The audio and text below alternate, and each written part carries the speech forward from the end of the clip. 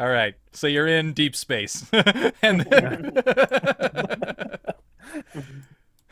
I wouldn't say spacious. More like spacey. I'm saying, oh yeah.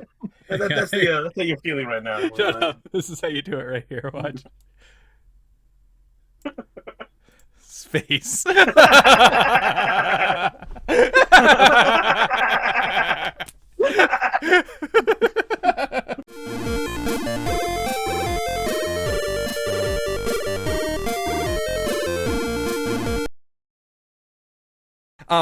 So this is Escape to Planet Xanadu. I am Val. Corey, would you say hi? Hey, this is Corey the Calderwood. Corey the Calderwood. And Kristian. I'm Kristian. And welcome to this adventure. You'll be joining us on Escape to Planet Xanadu. All right, let's do it. For the beginning of this, I need a little bit of audience participation. What's a good spacey planet name? What you say? I know. I'm just thinking. What do you mean spacey? Like an old-timey sci-fi movie. It's about the battle for the planet. Xanadu. Xanadu. With a Xanadu. Good idea. If we spell it wrong, they can't sue us. All right. And that will begin our adventure. Because if you say Xanadu, then you're just being mean to some groups. Escape to planet Xanadu. Wait, are we escaping to Xanadu, or like... It's an old sci-fi name. It's got to be a little bit confusing. Escape to planet Xanadu. Dun dun dun. This will begin our adventure. All right, so let's jump right into it. We start with the two of you. You're in darkness, pure darkness. You don't know where you are or how you got here, but you can feel just like you're in a coffin being rattled. It's that moment where you just woke up and you're like, where did I go to sleep yesterday? And you kind of like don't know where you are for just a second, but extend it out to a needlessly long time. You're both seeing basically the same thing, even though you are not right next to each other. Your experiences will be similar in this moment, so I'm just describing it in a that way. All right, and after a moment, a light comes on above you. It's sort of like, boop, boop. Oh, that's not my airbrush. Good, well, it's a little space light. Doo, doo, doo, a little light. And then a second light. Oh. That shouldn't be purple. There we go. And then a second light. And then a third one. And you're kind of rocking. You're still feeling these like kind of impacts. Like it's like you're in a coffin that's just like on a rickety dirt road, or like in a coffin on a wagon going down like a bad road. And for some reason that makes you very panicky. Not because of the small space, but just like a deep instinct in you is like, something is not correct with where I am in the universe at this moment. Something's wrong. And then a noise, a kind of a like, and the lights come on in the area you're at, which is, you are each in a small, like, sort of, well, basically like a coffin. You're in a little glass chamber where you now remember you've been in hypersleep this whole time.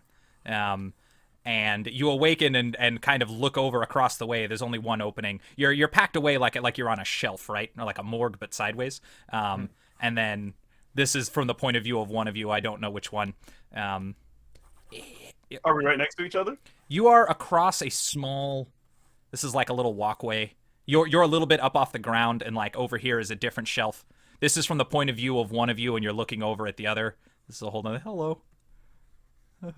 I'm also scared. Hey there, big boy.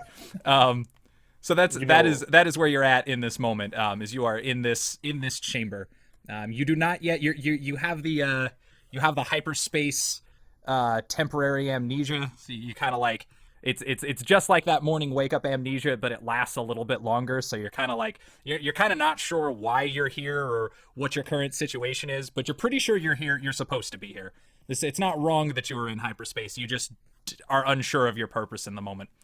Okay, we just like was our last memory like, man, this is gonna be a weird trip, or was it like I was at a bar and then you said, did you put something in my drink? But then I thought I put something in your drink, and now we're here. And now we're here in hyperspace. Oh man, you look down, just ice. No, kidney stitches. Damn it.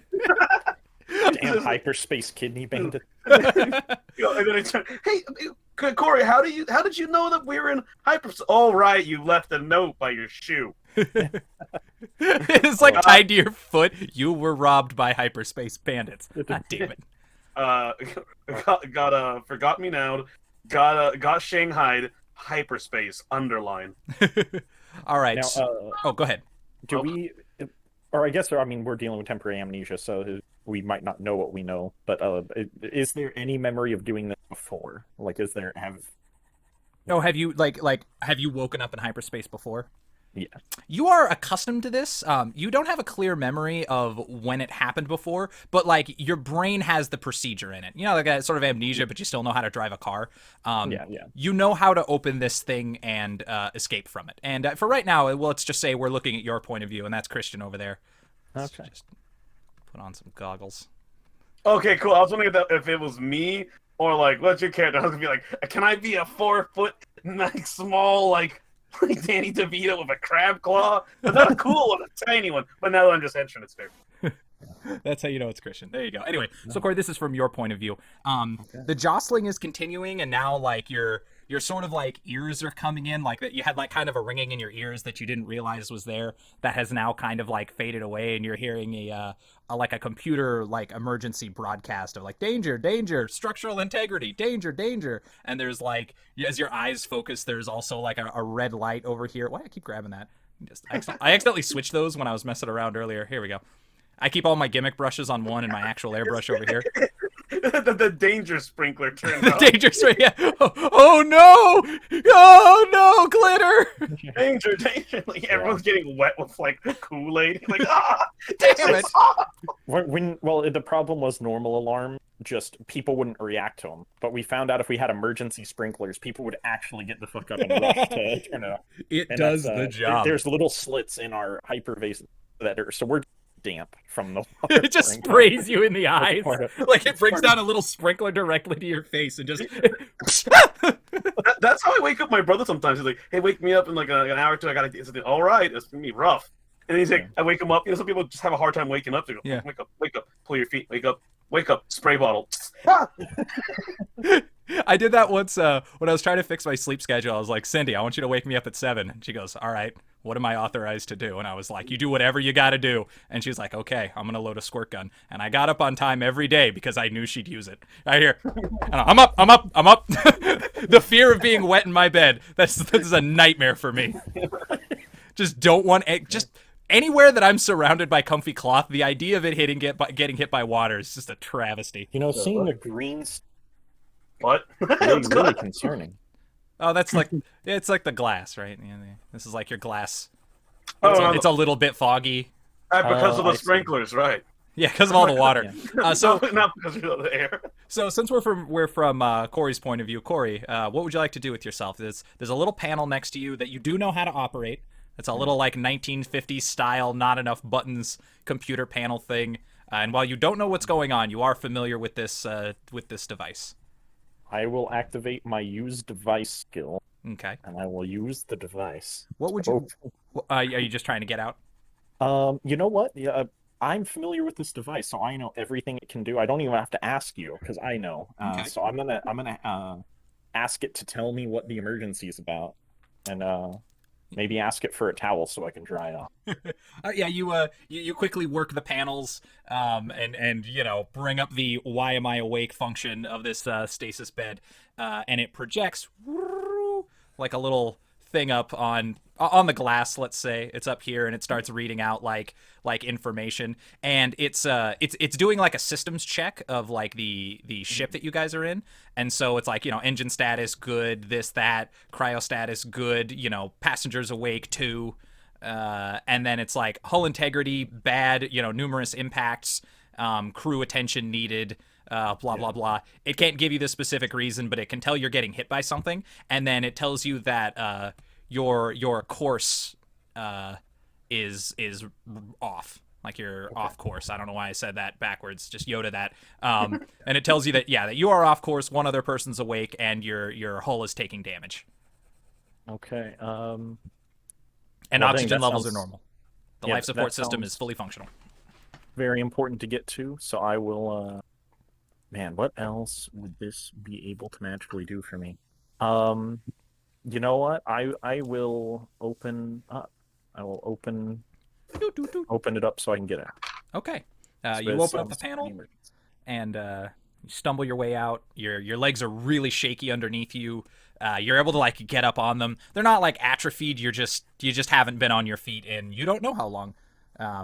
So this is your kind of situation. We're kind of looking downward. I came at this the wrong way, but whatever.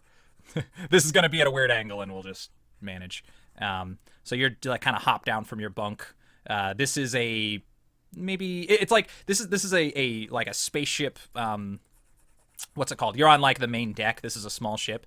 The ceiling is like just high enough. It's like uncomfortably low, but you won't scrape your head. It's like maybe 2 feet above you. And then, boy, yeah, I chose the worst angle for this. Hang on, let me clean this up. Because this needs to be just open. That was us, right?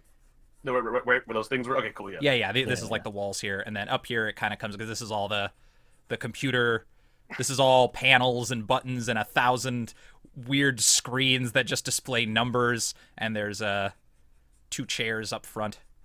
Cool. I'm gonna give my ally who sees it up a thumbs up too, because I know they know what it means.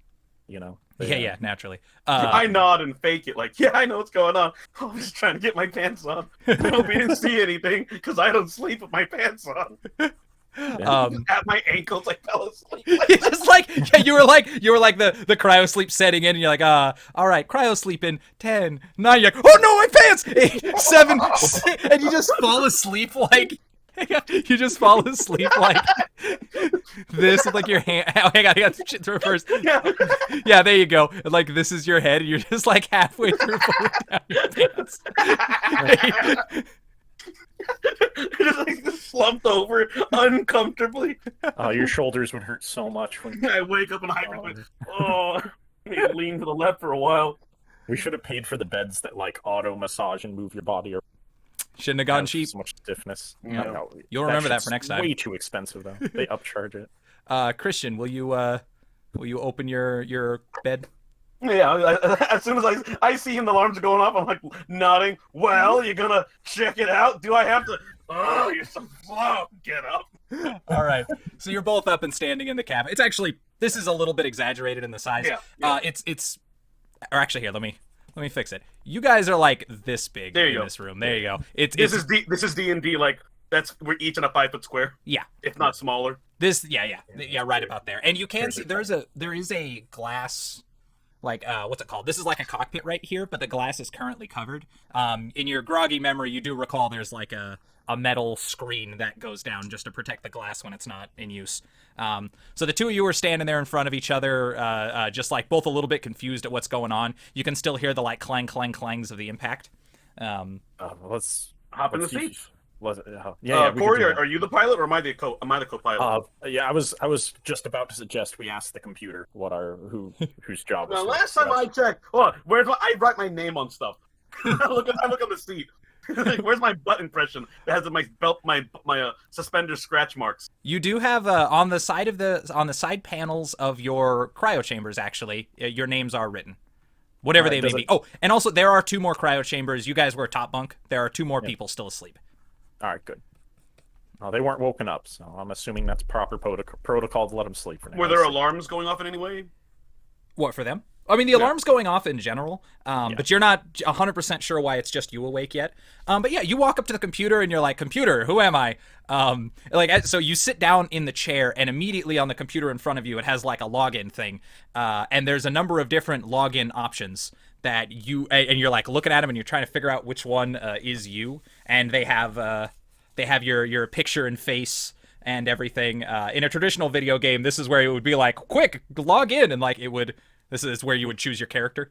And it will be in the form of this. So everybody on this crew was trained in 2 different skill sets, so as to have a diverse crew. No one on the crew has the same skills.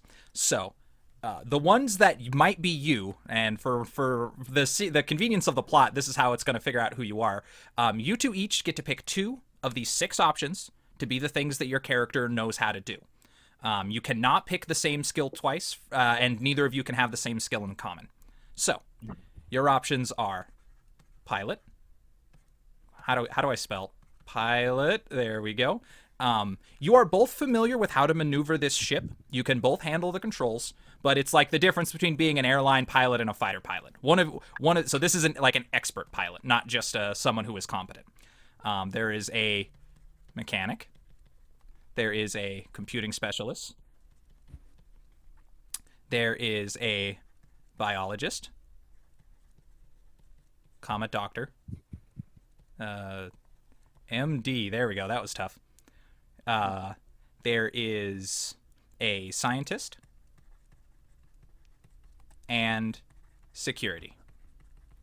So, these are the options available to you guys.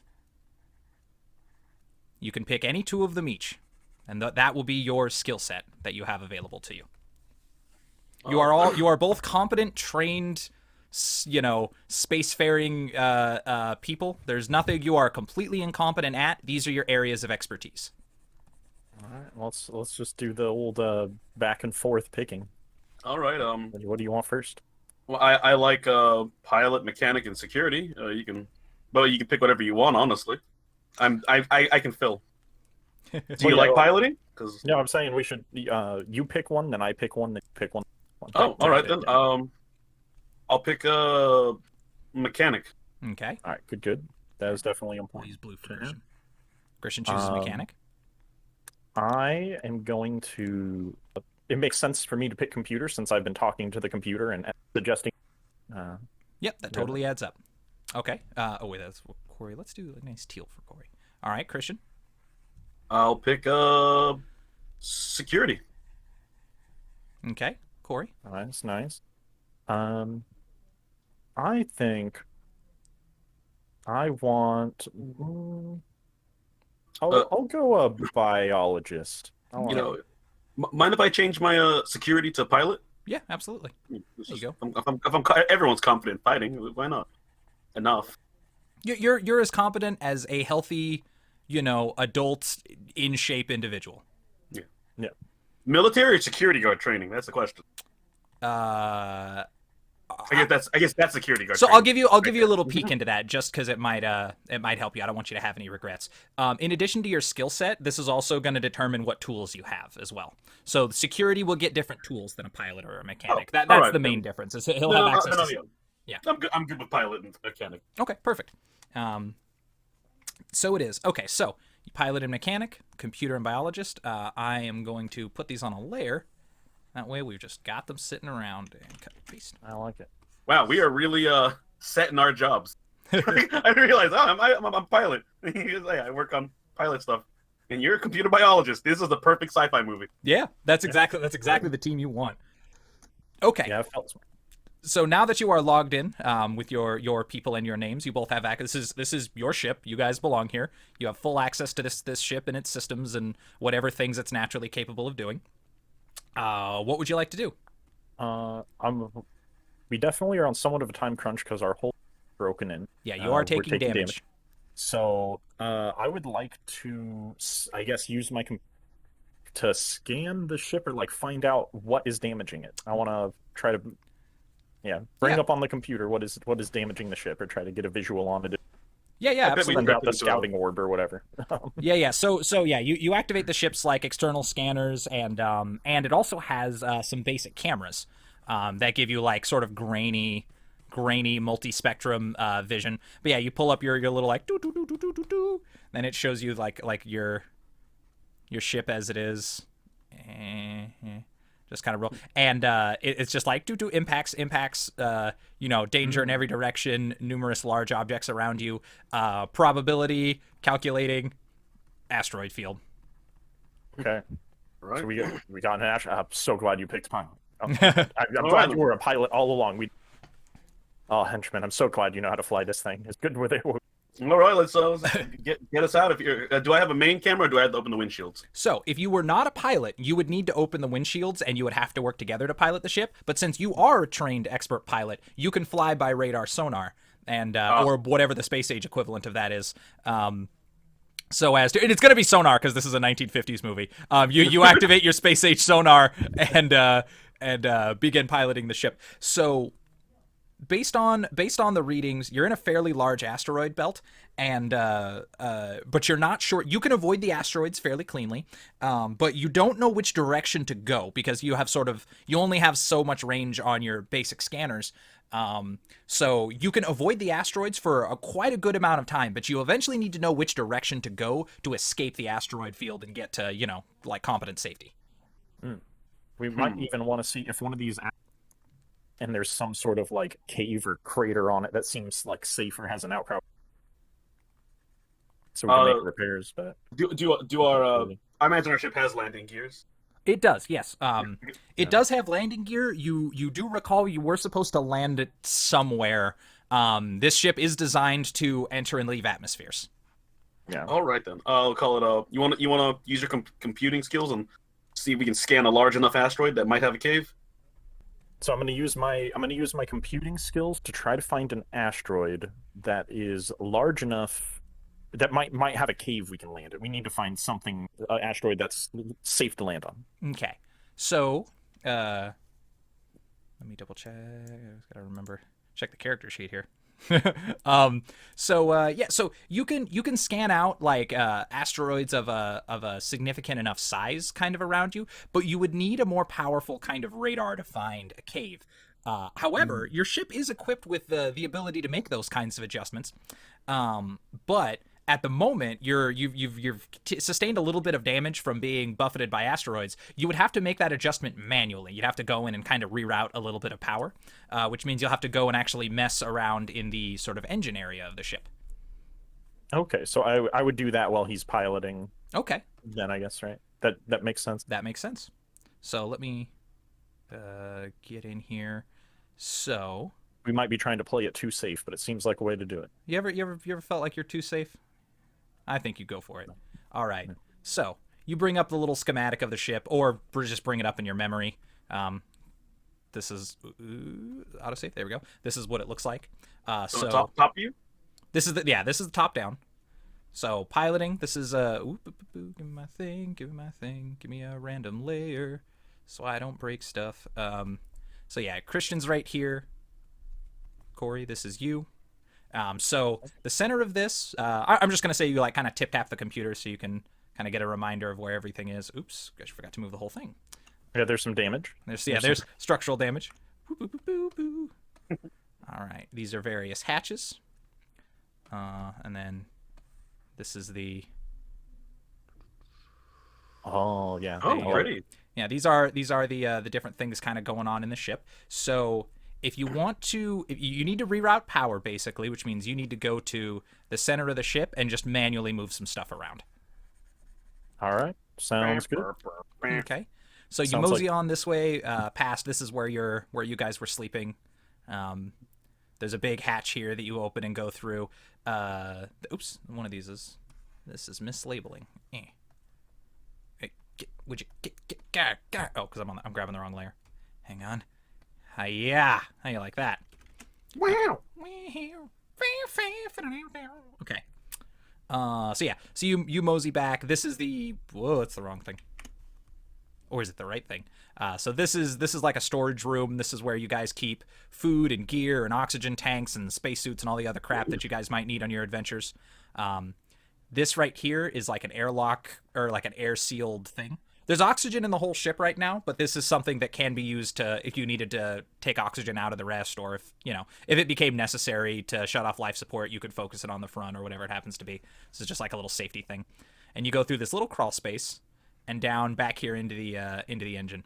Kristian, you have up just in the pilot bay, you have you have like a big plastic like sci-fi button you can press that makes like a VCR like click noise that you can use to talk to either of you guys, in case you need to communicate. I was wondering if we had like walkie-talkies or earpieces. This tech is 1980s ships, right? So no shields and whatnot. Yeah. No shields. We got like cathode TVs as monitors for each other. Yeah, exactly. Yeah, you're in a spaceship, but you still have like a little flat plastic screen that can only display one chart. Oh, so this is alien type technology. Sick. Yeah. This is old school sci-fi. Like a little bit past Buck Rogers, but definitely like Star Trek. It's bit, but in a bit dirty. And a bit, yeah. Okay, so you get in there and you're in this big weird cube that somehow powers the ship using impossible science, and you mess with the thing over here. You do some you change some calculations, some numbers in the system, which is well within your skill set, and move extra power to the or no, I think utility, yeah, onto the utility deck, which you remember exists. You're like messing with it, and you're like, where does this need to go? Computing. Oh wait, this is this whole deck over here where all the extra equipment is, and you reroute power over there. And then you can go in here, and this is a whole little like working area, and included in here is like a big powerful antenna system thing that you can beep boop. And oh, what have I done? Turned everything. Corey, you fucked up our trajectory. What the hell? Twist hard. Right onto a fucking asteroid. Thanks. I had to route power away from the thrusters. And I figured I would save energy by only taking. Just fucking drop the gravity. No one needs it. Yeah, I was gonna say. So, what will you be routing power from? Everything is powered at the moment. You will have to take power from one thing in order to power the put a little extra power into your utility section over here. I assume that the computing was astrogation, but if not, honestly, gravity is the most useful. Yeah, I feel like we don't necessarily need gravity. Hopefully, you have a seat. Yeah, of course. You do have a seat and a seatbelt. So the trade-off to losing gravity, just so you know, it doesn't hurt you, but it makes it take longer to do everything because you're not stabilized anymore. So when Kristian turns the ship, for example, to avoid an asteroid, you stay in place, so you get smacked into whatever you're doing. So it becomes difficult to do simple tasks and impossible to do complicated ones if you have no gravity, unless you're sitting still. So that is it's not going to hinder you in this action. Just you have that information in case you need to mess with it in the future. What about computing? So turning off computing gets rid of your ability to basically ask the ship any questions. You fly blind when you don't have computing. You can only make assumptions and make decisions based on those assumptions. Oh, so would it hurt my piloting? It will hurt your piloting unless you open up the windows. Then you have to fly like a regular person because you won't have all the like active scanning and radar and deep sea sonar and whale noises. Oh yeah. So we were just talking about taking away power, and what I want to take power away from is going to be life. I want to take life support out of all the rooms except for the engine room, utility, and the main deck. Okay. Yeah, that will indeed save power. This is an old-timey 1950s spaceship. So instead of life support being like a tank of oxygen, like makes sense, it just turns electricity into just fake nonsense. Okay, so let's get into that then. We're digging into this in a way I didn't think we'd get to yet, so I'm excited. Okay, so everything except for the chambers you're using, basically. Yeah. I need to go back to the engine to reroute things after getting information, so we might need to leave computing on as well in case you need to get in there. All right. No, that's right. This is just the life support. My bad. That's right. Yeah, we're not turning those off. That's it. Yeah. You're just turning off the air. So life support, like in total, uses basically 2 units of power, right, to do everything in the ship. So if you want to get a full unit of power away to reroute into something else, you need to turn off about half of the rooms. So 1, 2, 3, 4, 5, 6, 7. This is all kind of one room, and then 8 is the main deck. So you need to turn off 4 of these 8. So 1, 2, 3, 4. You're good. So you rewrote it when you need it. Yeah, take it back when you need it. So and also you do in your storage area, you do have spacesuits and breathing goggles and air tanks. You have a limited amount of them, but they are in there should you need them. Okay. You are a fully stocked ship. Okay, so that is done. You have your unit of power. You route it to utility, so it is there and ready for you to use. You're going to navigate over there and... Yeah, that's the plan. So yeah, now I'll head over there and I will try to get some information, see if I can find a safe landing spot, and if so, I will send that information to the pilot. Okay. So yeah, this whole room is all like utility equipment. There's like like your extra radar scanners. There's a few boxes of like carry equipment and different stuff. This panel also has the ability to open. So the side of this ship, it's kind of shaped like a big turtle. It can just fully like open like this, and you can just be open to the void with all of your equipment. There's like a big grabby arm in here with like a little pincer claw and like just some various utility things. There's a bunch of like ropes and things so you can tie yourself if you need to leave from here to go work on parts of the ship. This is designed to be like a little working platform, but it also includes your heavy duty radar equipment and stuff. So yeah, you up the your dolphin sonar depth. And yeah, you start relaying information forward. Kristian, you can then use that to kind of navigate towards bigger and bigger asteroids until you find one of suitable size. And you are able to inevitably, it'll maybe take you guys a half hour, who knows, but you're fully equipped to do this, so it's no danger for you. And you're able to find an asteroid significant enough that you can kind of like park yourself with a big enough cave you can park yourself in. Mission successful. Good job. Oh, thank God. You call it. Are we parked in a cave in like a little safe right now? Yeah. Like around a little corner, so no like random asteroid will come right through the entrance and fucking murder us? You're as safe as you're gonna get. Yeah, okay, good. Yeah, you're reasonably safe. Barring any like huge incident, you should be fine. Fucking damn. Oh well, not safe enough yet to get my victory jerk off. So I'll put my spacesuit on and fucking fix the holes. You want to wake up the people? I was thinking about that. Yeah, I was thinking of using my biology to see if it's safe to wake them up as well, or if there's a reason they weren't woken up. Should be safe. I'll ask the computer what areas are broken. So it's just like kind of minor hull damage. You guys are on the asteroids. You don't need to see it. There's just kind of like minor hull damage here and there. It just needs some welding. Like you need to just go out and do some manual. All right. Few hours of manual labor. All right then. I'll just get the mechanics, so I don't have to worry about like. Yeah, oh no! Okay, perfect. You can do that. You will need to take a spacesuit and expend one of your oxygen canisters. How many do we have? You have 8. You have 8 oxygen canisters. You cannot refill them with the life support for no reason. there isn't a good reason. You just can't refill them. You have that many for this adventure. Well, because that's full of oxygen and the room is full of life support. Yeah, see, it's way different. You don't have an air compressor or something, but you can't refill these canisters. Yeah, they're super compressed. They're awesome super compressed canisters that are like the size of like a big water bottle. They're like the size of like one of those oversized like a lampshade. They're like that. So they're much smaller and not super heavy like a normal one does, but that needs space age technology that you don't. All right. Yeah. And if I wasn't mechanic, would I end up using 2 tanks? Yes, you would be significantly slower. Perfect. And also, you may now that you're parked, you can now get at your tools, which are each locked near your beds. You have a little compartment that has tools just for you. That's bio-locked. You put your like eye up to it or your thumb or whatever, or it just like scans your face in an awesome Buck Rogers way, and it's like, "Welcome, Kristian," and then it opens a thing, so you can get at your stuff.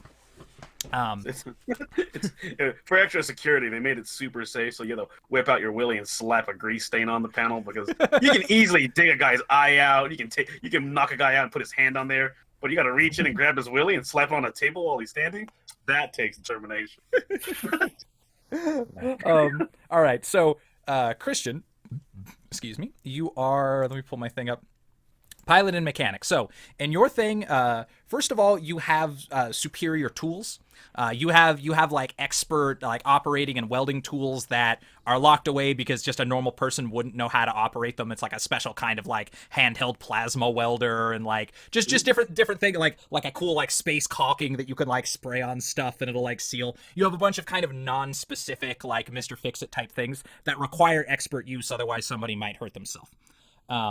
So that is, you have that kind of tool kit, and it's the size of like I don't know, like 3 fanny packs duct taped together, like that size. And then as a pilot, there isn't really much that goes along with that except for some stuff you brought from home. You have your basic skill set is the main thing you have access to. Also stashed in your thing is a revolver, 2 cigars, and a small bottle of fine scotch. Is that pilot gear? That is your pilot gear, yes. Okay. The walls of my personal thing, are they yeah, of course it's 80s, so they're plastered with women of whatever nationality the ship is owned by. Yes. Human nationality. You Perfect. you have now now that you guys Girl. kind of have a moment to focus on tasks and collect your stealth, you're sort of like coming back from the amnesia. Which, Corey, I'm going to use this to answer your question. You cannot wake up the other 2 people in the crew. They are still locked in stasis. The ship is programmed to keep them in stasis until they are needed or their destination is reached. Which for you guys is a planet. What did we call it? Xanadu. Which for you guys is planet Xanadu. Which is a planet you have been sent to scout for possible survivability to see if humans can land there and colonize it. Yeah, escape. Oh, if it's anything like my movies I've watched, there will be. So, but you cannot wake them up. Well, you could technically try, but you would have to sort of override their computer system, and there is a chance that could kill them because it's a very delicate, imperfect technology, hyperspace sleep, and it needs a million quanta. It's like the calculations you need to like launch an automated thing into space in like the 60s. You need a ton of work, and it all has to be pre-programmed. So the shock might kill them if you bring them out in undue time. Yeah, it's not worth trying. Me as Corey might want to, but the pilot Corey would never risk it. It would be very dicey. If you had to guess, there's you try one, and there's a very good chance your attempt would kill them, but you would probably get it right on the second person. So you're expecting a 50% mortality rate if you tried to save those 2 people. Damn, that's not too bad actually. Yeah, I gotta tell you, in comparison to the whole shit. Well, right now if we need to later, if like we're outside, if there's dangerous people outside, then we'll do that. Because to explain to the other guy, we'll say someone else killed him. That didn't take long. Corey, so Kristian is going to collect his gear and go and fix the hull. What would you like to do? We have some quiet downtime here. I'm pretty sure I can't help him. Like, it would just take more oxygen if I went out and helped him. That is exactly the case, yeah. His expertise, yeah. Yeah. If he wasn't an expert, then both of us doing it together would like speed up the process, but use 2 tanks probably. I'm assuming. Yeah, so you would do it in the time span that a non-skilled person, but it would still use 2 tanks because you need 2 people. Yeah. Okay. But yeah, so I have biology and I have computing. So I guess the next thing, since I already rerouted things and I have the somewhat boosted scanner right now, man, is there something else I could? You could turn off thrusters. And, we don't need thrusters right now, and we don't even really need computing this exact. No, I need computing. Yeah. So, what's the name of our computer AI that we talk to all the time? Yeah, it doesn't have a voice. Yeah. So I'm gonna turn off thrusters to give me another chunk of power, hopefully. Okay. And then I'm going to try to use the scanner thing with all this extra juice, and if it even can supercharge with this, and then it can. Oh yeah, I'm gonna use all that to try to see if I can scan out to the end of the asteroid. I want to try to help get us like a map or route out of here. Kind of see where you guys are. Yeah. Yeah, perfect. That way we can get out of this once he's done making repairs. And indeed, that is an excellent plan. So it'll take you guys roughly the same amount of time to accomplish these tasks. But yeah, you can completely do that. You sort of get the chance to put in a cool computing algorithm to kind of chart the movements of the asteroids and stuff. You figure out where in it you are so that you know what direction will get you, up, down, left, whatever direction you have to go to actually escape, to keep from just, driving still deeper into the asteroid belt. Yeah. And you're able to find the top and the bottom, and you are closer to the top of the asteroid belt, so you can fly your way up there. For the next probably 12 hours, these charts are good before, the drift of the asteroid makes it no longer valuable, but you could always do it again. So you are able to do that. And meanwhile, you're able to, you can check the ship's log as well, and figure out kind of like what happened. And it seems like your ship was actually on course, but it didn't expect there to be it wasn't programmed to avoid an asteroid belt. It just, these things happen. These kind of things can go wrong. It wasn't detected on your long range scanners, but it looks like you are actually on target for 95% of your journey until this happened, and then it woke you guys up because it's expected to be. So other than this last deviation, you actually are fairly close to the direction you were going, or to the planet Xanadu, which you were seeking. Oh, perfect. We're on a pause break, probably not recording. I can sing all I want. Yes, can. Pause break, gonna make noise and say things like waffle. Waffle. Face, there's no waffles in watching. Would be mad about knowing that way before space travel was invented, waffles were outlawed. Holding back society. Syrupy goodness and crunch. For your waffle crimes, you have been banished to deep space. I just wanted to experience the mapley taste. Have you any last words? I regret nothing! Can't people just put maple syrup on pancakes? But it runs off and in it. It's not like a crunchy waffle. You can only say that because you've never had the real thing. That's like in the like Dread No Waffle Society, like pancakes are like the Soylent Green. Like people enjoy it because they've never tasted meat. Like you've never had true quality, so it's fine.